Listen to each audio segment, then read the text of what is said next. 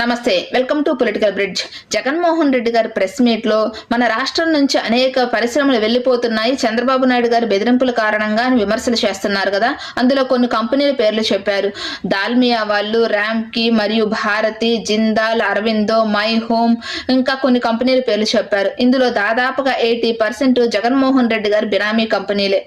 దాల్మియా కానివ్వండి, భారతి, ర్యాంకో, ఇవన్నీ కంపెనీలన్నింటినీ జగన్మోహన్ రెడ్డి గారి సిబిఐ ఛార్జ్ షీట్లలో సిబిఐ వాళ్ళు అటాచ్ చేశారు. వీటి ఆస్తులన్నీ, ఈ కంపెనీలన్నీ ఆంధ్రప్రదేశ్ రాష్ట్రం నుంచి వెళ్లిపోతున్నాయి అని బెదిరిస్తున్నారు. అంతేకాదు, చంద్రబాబు నాయుడు గారు అన్యాయంగా లీజుకు తీసుకున్నారని నోటీసులు ఇస్తే మేము ఈ రాష్ట్రం నుంచే వెళ్లిపోతున్నాము అని బెదిరిస్తున్నారు చంద్రబాబు నాయుడు గారిని. అంతేకాదు, షిరిడి సాయి వాళ్ళు వెళ్లిపోతున్నారు అని అబద్ధాలు ప్రచారం చేస్తున్నారు. షిరిడి సాయి వాళ్ళకి ప్రకాశం జిల్లాలోని కరేడు ప్రాంతంలో అక్కడ రైతులు వ్యతిరేకంగా ప్రభుత్వానికి దీక్ష చేస్తున్నా, ధర్నా చేస్తున్నా కానీ చంద్రబాబు నాయుడు గారు షిరిడి సాయికి భూములను కేటాయిస్తున్నారు.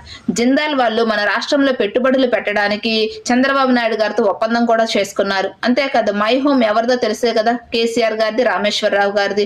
అరవిందో అందరికీ తెలిసిందే, విజయసాయి రెడ్డి గారిది.